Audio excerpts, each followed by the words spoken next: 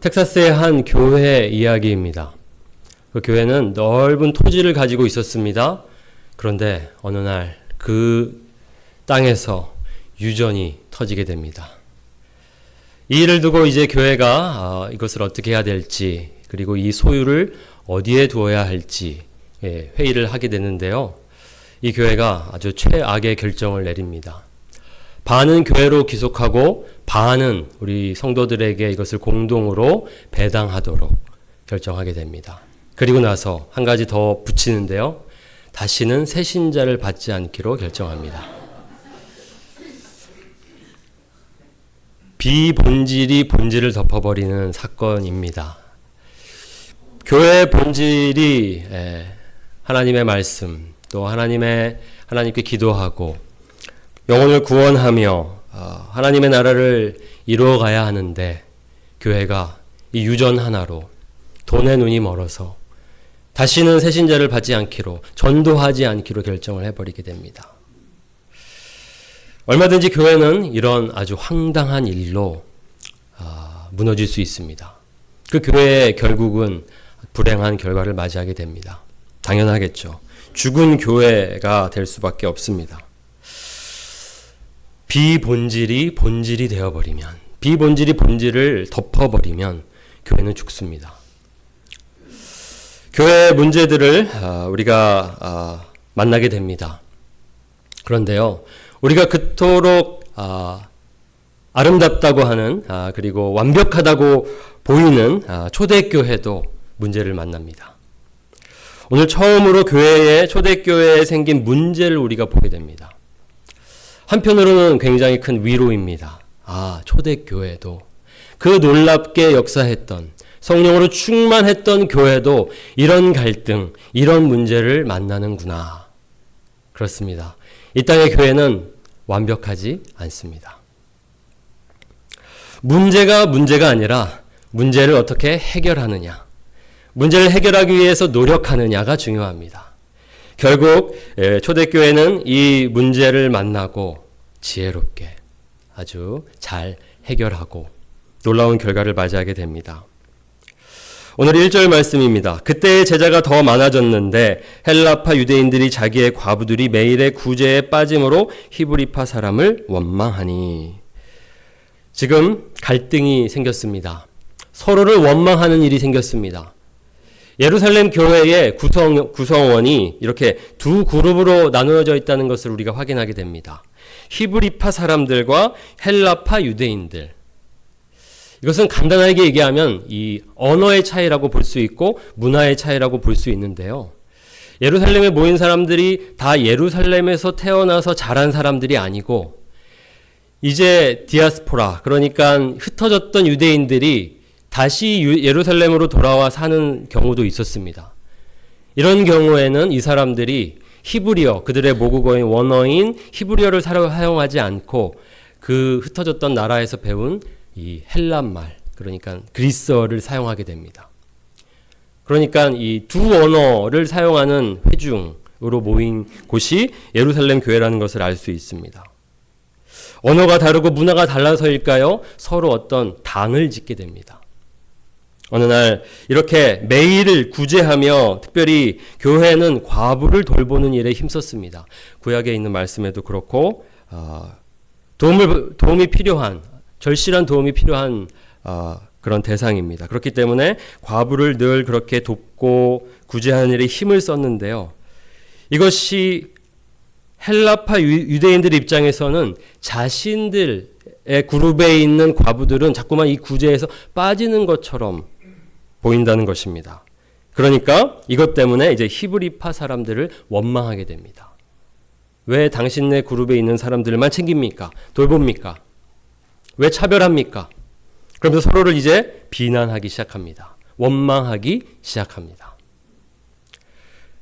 큰 갈등이었습니다. 그냥 지나칠 수 없는 일이었습니다.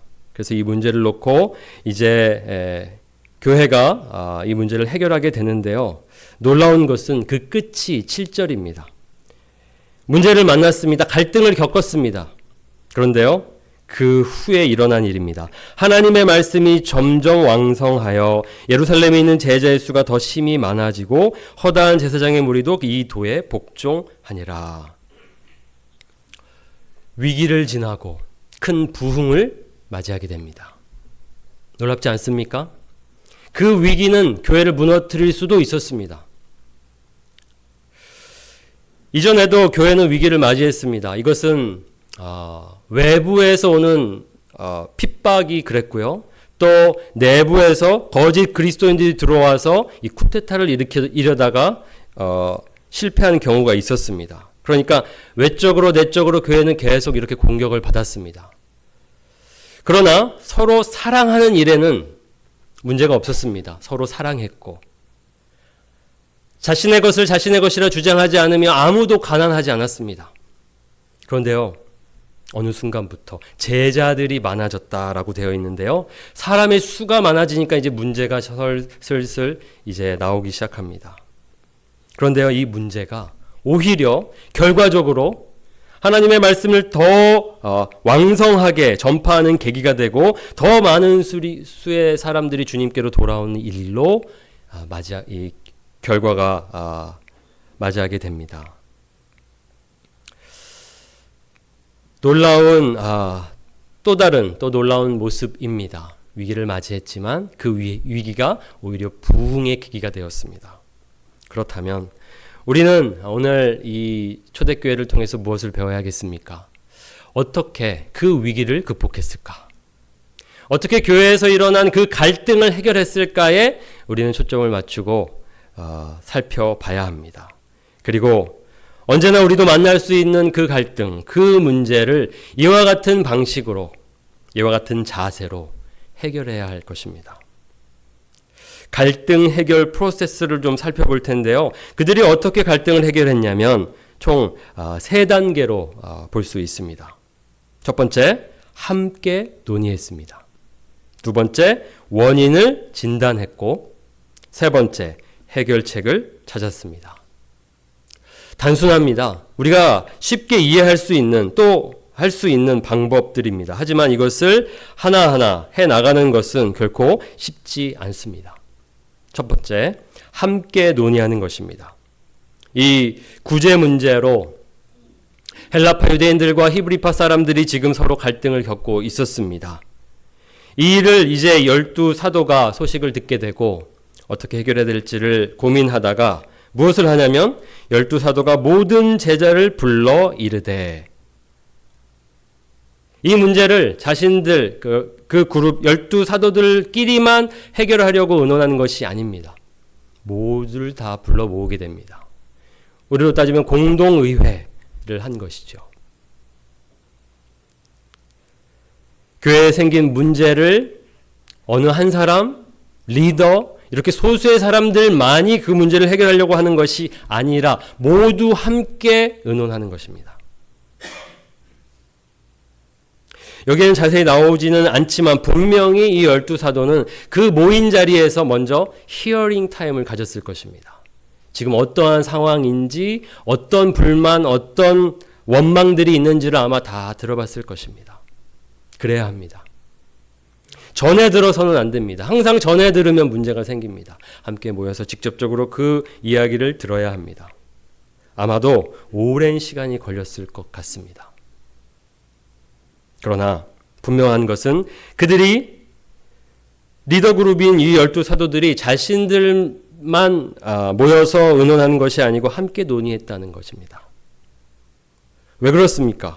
왜 그것이 그렇게도 중요합니까? 왜냐하면 이전에 우리는 이 초대교회의 특징을 이렇게 보았습니다. 믿는 무리가 한 마음과 한 뜻이 되어. 초대교회의 상징이 뭐라고요? 한 마음입니다. 한 뜻입니다. 그런데 지금 문제를 만났습니다. 지금 나누어지게 생겼습니다. 교회가요, 나누어지려는 이 위기 앞에서 그냥 우리 헤어집시다, 나누어집시다, 이렇게 쉽게 그 문제를 받아들이지 않았습니다. 어떻게 해서든지 이것을 하나로 묶기 위해서 한 마음 다시 되도록, 한 뜻을 품도록 노력하는 것입니다. 교회 갈등이 생겼을 때에 우리가 너무 쉽게 떠날 테면 떠나라지. 이렇게 생각해서는 안 됩니다. 나누어지려면 나누어집시다. 이렇게 쉽게 생각해서는 안 됩니다. 우리들의 관계는 마치 언약과 같습니다. 약속된 관계입니다. 때로는 싫어도 우리는 함께 해야 합니다. 우리의 문제를 함께 끌어안고 그것을 해결해 가야 합니다. 문제가 생겼다고 싫다고 뛰쳐나가서는 안 됩니다. 함께 모여서 논의하고 들어보고 해야 하는 것입니다. 교회는 그렇게 함께 그 문제를 해결해 나갔습니다. 한 마음과 한 뜻이 되기 위해 그 일을 포기하지 않았습니다. 그리고서는 이제 원인을 진단하게 됩니다. 모든 것을 종합해 보았을 때에 이것이 이런 원인 분석이 되었습니다. 우리가 하나님의 말씀을 제쳐놓고 접대를 일삼는 것이 마땅하지 아니하니. 자, 원인이 무엇입니까? 비본질이 본질이 되어버린 것입니다. 덜 중요한 것이 가장 중요한 일이 되어버렸습니다. 그것이 바로 구제였습니다. 중요하지 않다고 볼 수 없습니다. 구제하는 일 중요합니다. 그들의 필요를 채우는 일, 교회가 마땅히 해야 할 일입니다. 돌봄의 일환이었습니다. 그러나 여기 보면요, 중요한 것은 하나님의 말씀을 제쳐놓고 그 일을 했다는 것입니다. 하나님의 말씀을 포기하고 그 일을 했다는 것입니다. 말씀이 중심이 아니고 자신들의 마음, 내가 더 챙기고 싶은 사람을 더 챙기게 됐던 것이죠.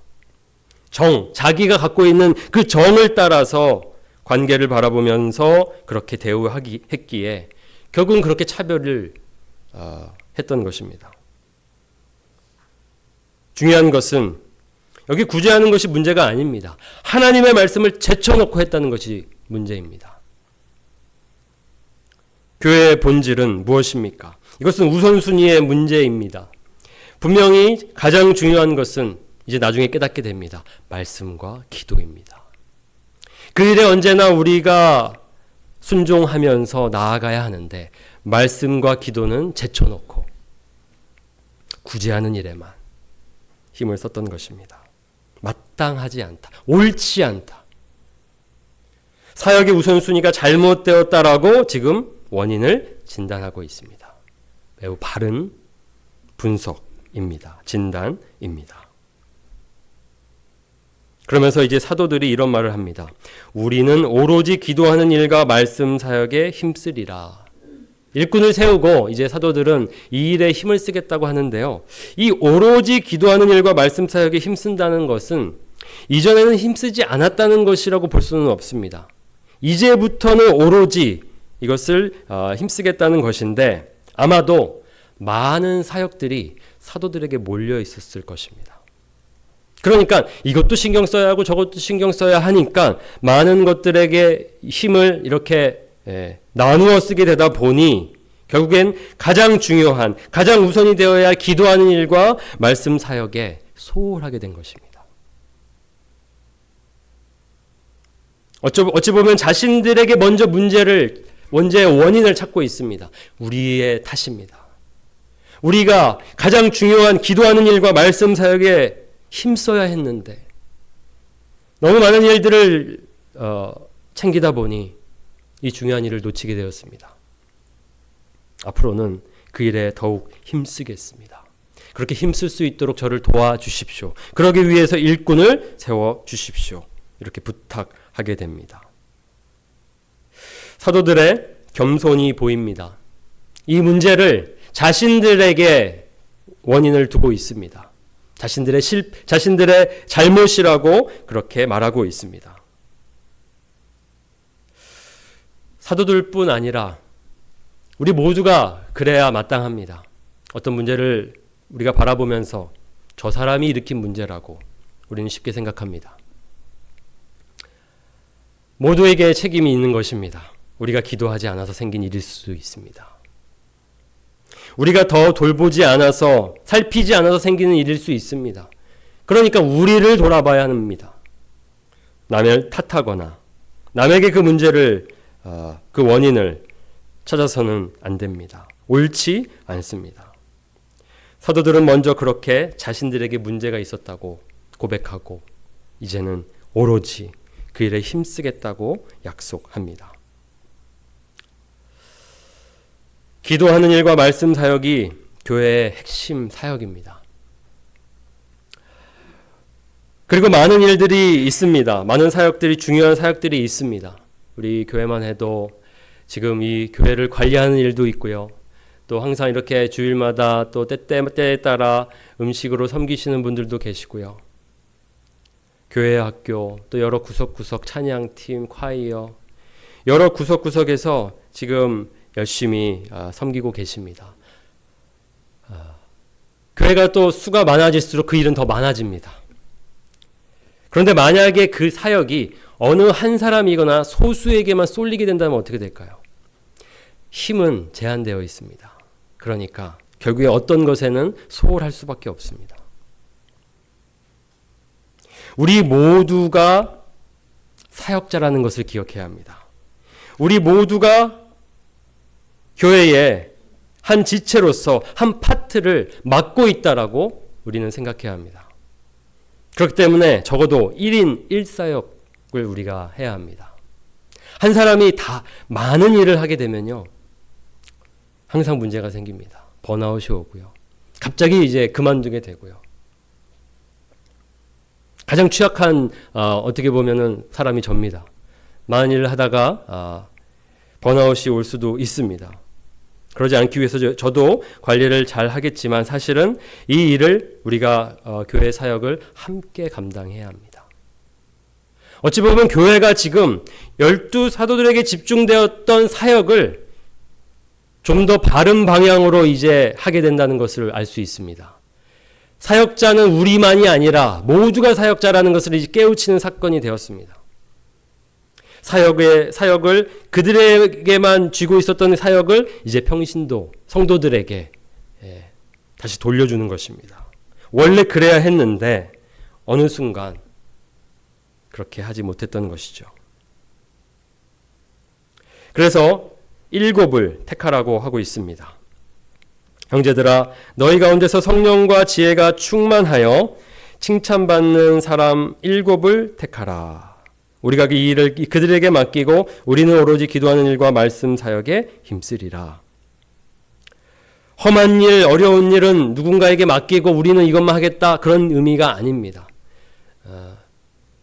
기도하는 일과 말씀 사역은 육체적으로는 구제하고 봉사하고 하는 일보다 좀 덜 힘들 수는 있지만 또 다른 면에서 굉장히 어려운 일입니다. 모두가 다 주어진 자리에서 주어진 은사대로 주어진 역할을 감당하면 되는 것입니다. 그런 의미에서 7을 택하는 것입니다. 그렇습니다. 은사가 다 다릅니다. 그렇기 때문에 직분도 다 다를 수밖에 없습니다.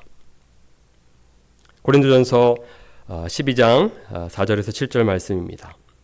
은사는 여러 가지나 성령은 같고 직분은 여러 가지나 주는 같으며 또 사역은 여러 가지나 모든 것을 모든 사람 가운데서 이루시는 하나님은 같으니 각 사람에게 성령을 나타내심은 유익하게 하려 하심이라. 은사를 다 똑같이 주지 않았습니다. 잘하는 것이 다 똑같지 않습니다. 제가 잘하는 것이 있고요. 또 여러분이 각자가 잘하는 것이 다 다릅니다. 그렇게 하나님께서 달란트를 주셨고 기프트, 성령의 은사를 주셨습니다. 그 말은 무엇입니까? 각자 다른 자리에서 다른 역할을 감당하라는 뜻입니다. 그러나 성령은 같고 주는 같으며 우리 하나님은 같습니다. 서로 다른 달란트를 가지고서 한 뜻으로 모이는 것입니다. 섬기는 것입니다. 그것이 바로 해결책이었습니다. 그렇게 7을 세우고 그들에게 이제 구제하는 일을 전담하도록 하게 됩니다. 목사의 역할이 무엇입니까? 여러분들이 잘 이해할 부분입니다. 목사에게 아마도 많은 것들을 기대하실 수 있습니다. 그러나 목사는 저의 부르심은 분명합니다. 에베소서 4장 11절에서 12절 말씀입니다. 그가 어떤 사람은 사도로, 어떤 사람은 선지자로, 어떤 사람은 복음 전하는 자로, 어떤 사람은 목사와 교사로 삼으셨으니 이는 성도를 온전하게 하여 봉사의 일을 하게 하며 그리스도의 몸을 세우려 하심이라. 자, 여기 사도, 선지자, 복음 전하는 자, 목사와 교사 이렇게 하나님께서 교회에게 주셨다라고 되어 있습니다. 그런데 이 역할이 무엇이냐면 이는 성도를 온전하게 하여 봉사의 일을 하게 하는 것이라고 말합니다. 그래서 그리스도의 몸을 세우게 하는 것입니다. 그러니까 저는 여기 보면 영어로 to equip the saints for the work of ministry. 성도들이 사역을 잘 감당할 수 있도록 이 능력을 장착시켜주는 역할입니다. 훈련시켜주고 도와주는 사람입니다.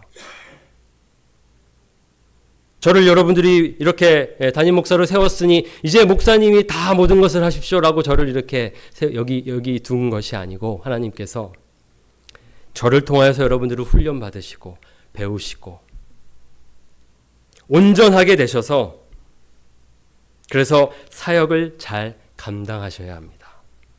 우리 모두가 사역자입니다. 목사만, 누구만 사역자가 아닙니다. 그렇게 될 때에 우리가 함께 자신에게 주어진 사역을 감당할 때에 그리스도의 몸이 세워질 것입니다. 든든하게 세워질 것입니다. 그리고 오늘 초대교회에게 일어났던 그런 일들이 일어날 것입니다. 하나님의 말씀이 점점 왕성하여서 점점 더 널리 전하여져서 많은 이들이 주님께로 돌아오게 될 것입니다.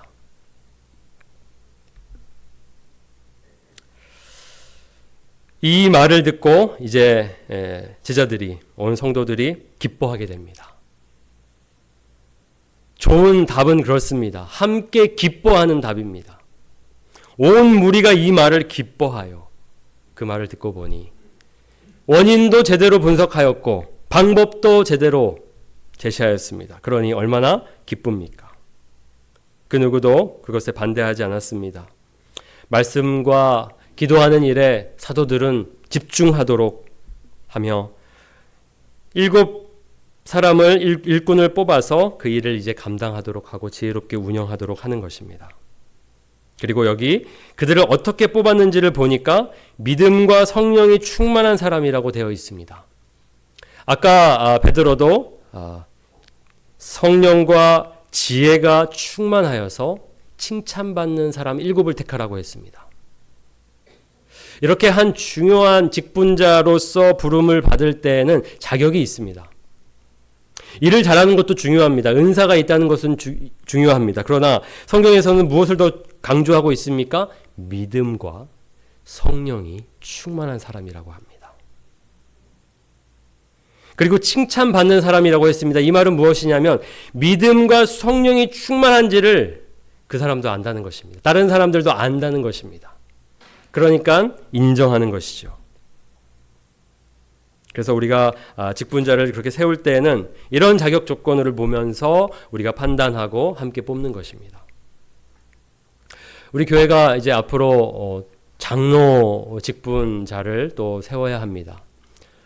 우리 이제 이철희 장로님 이제 내년에 은퇴하시는데 은퇴를 앞두고 계신데 또 올해 또는 내년까지는 저희가 또 한 분을 세워야 하고요. 또 교회 헌법상으로는 15명의 한 장로를 세울 수 있다고 합니다. 그러니까 이제 헌법상으로는 저희 교회가 4명도 세울 수 있습니다. 필요하면 그렇게 할 수 있습니다. 그런데 세울 수 있다고 다 세울 수는 없습니다. 자격이 있어야 합니다. 믿음과 성령이 충만한 사람이어야 합니다. 기도하고 있습니다. 여러분들 안에 그런 소원이 있으시고 또 여러분들 안에 또 그런 또 기대가 있으시면 좋겠습니다. 그리고 기도 제목을 가지시고 함께 기도해 주시면 좋겠습니다. 믿음과 성령이 충만한 사람은 누구였냐면 바로 스데반, 빌립입니다. 그리고 브로고로, 니가노르, 디몬, 바메나, 니골라 이렇게 해서 7명인데요. 사실 우리에게 유명한 사람은 누구죠? 스데반과 빌립입니다.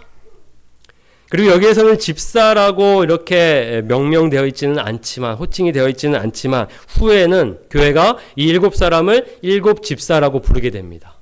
이 집사의 기원인 것이죠. 그 중에 이제 스데반과 빌립은 아주 유명한 집사입니다. 그래서 이제 이 사도행전 이후에 이 스데반의 이야기와 빌립의 이야기가 나오게 됩니다. 그렇게 교회는 새로운 리더를 뽑게 됩니다. 그리고 그들이 이제 구제일을 전담하고 교회를 섬기게 됩니다. 모든 것이 큰 위기를 만나서 흔들렸지만 교회가 모든 것이 이렇게 지혜롭게 은혜 가운데에 해결되어 가는 것을 볼 수 있습니다. 교회는 문제를 만날 수 있습니다.